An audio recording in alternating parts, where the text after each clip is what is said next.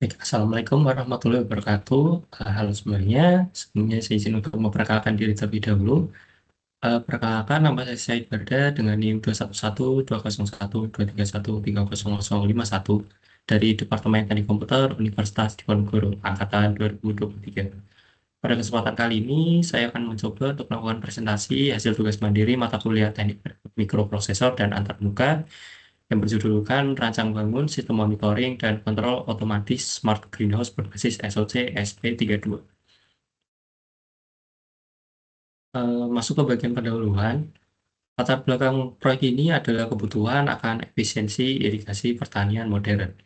Prototipe ini dirancang menggunakan SOC ESP32 untuk melakukan otomatisasi penyiraman. Sistem bekerja dengan membaca sensor kelembapan tanah, di mana jika kondisi kering terdeteksi, pompa em, akan menyala dan indikator LED juga akan menyala.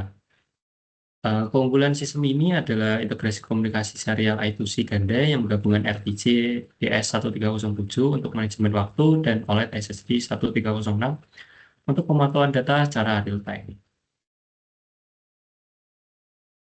Berikut adalah spesifikasi komponen perangkat keras yang digunakan pada proyek kali ini. Yang pertama adalah microcontroller yang di sini menggunakan ESP32, lalu sensor karena di sini dijalankan menggunakan simulator, maka pada presentasi kali ini kita menggunakan potentiometer untuk mengganti sensornya.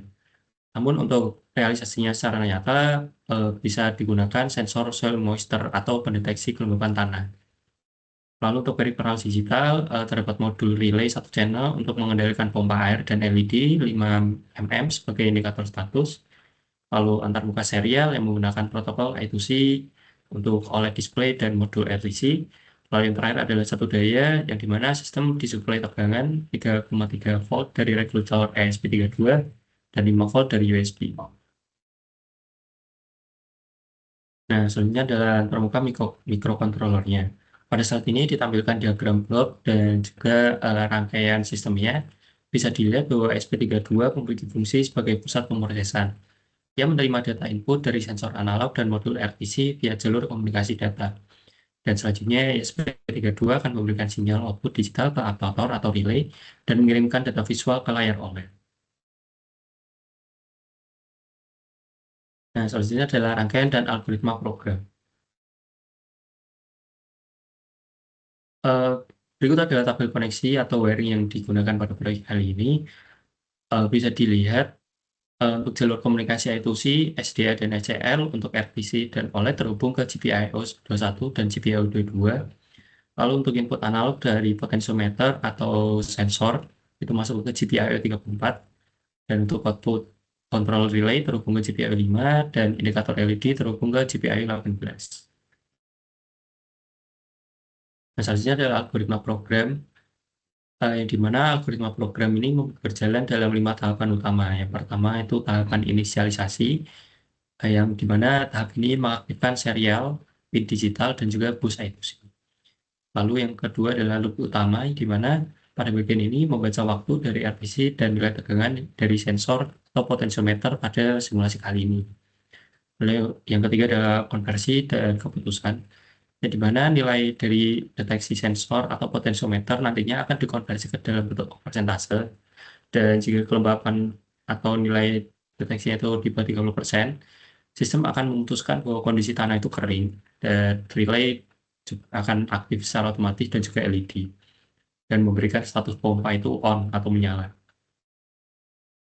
Lalu selanjutnya adalah kondisi aman yang dimana jika kelembapan di atas atau sama dengan 30%, relay dan LED akan dimatikan dan akan muncul status bahwa kondisi tanah itu aman. Lalu yang terakhir adalah tampilan yang dimana data data waktu, persentase kelembapan, dan status sistem ditampilkan ke OLED sebelum mengulang loop. Nah, selanjutnya pembahasan fungsional sistem. Berdasarkan pengujian fungsional, sistem ini mampu beroperasi secara mandiri atau standalone dengan siklus pembacaan setiap 500 milidetik. ISP32 akan membaca waktu secara real time dan mengonversi nilai analog menjadi persentase kelembapan yang mudah dibaca.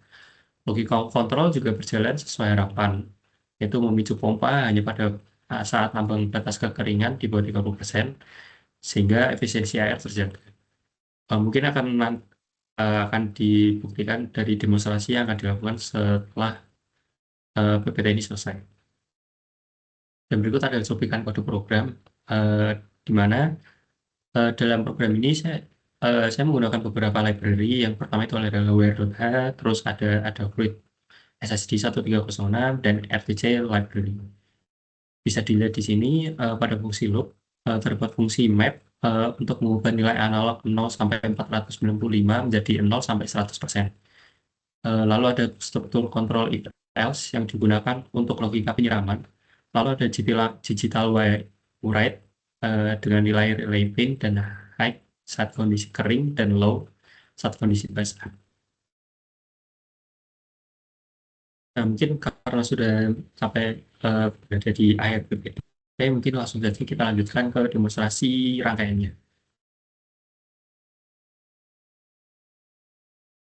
Nah, berikut adalah rangkaian yang telah saya buat, yang dimana seperti yang tadi sudah dijelaskan, di sini ada ESP sebagai pusat prosesannya, di sini ada LED dan juga ada layar OLED. Di sini ada potentiometer dan juga delay, dan di sini juga adalah RTC. Mungkin langsung saja kita jalankan rangkaiannya. Nah, nantinya jika sistem sudah dijalankan, eh, layar ini akan menampilkan waktu dan juga nilai kelembapan dan juga status dari pompanya. Di sini bisa dilihat karena nilai kelembapannya 4% atau di bawah 30%, maka pompanya akan aktif atau menyala. Nah, ketika nilainya itu ada di atas 30%, eh, nantinya eh, pompanya akan dimatikan dan di sini muncul status aman. Nah, untuk mengganti sensornya, seperti yang tadi sudah dijelaskan juga, di sini kita menggunakan potentiometer karena di sini adalah simulasi dari eh, projectnya. Dan jika nanti projectnya akan diimplementasikan secara langsung, potentiometer ini bisa digantikan sensor yang berfungsi untuk mendeteksi nilai kelembapan tanah, seperti itu.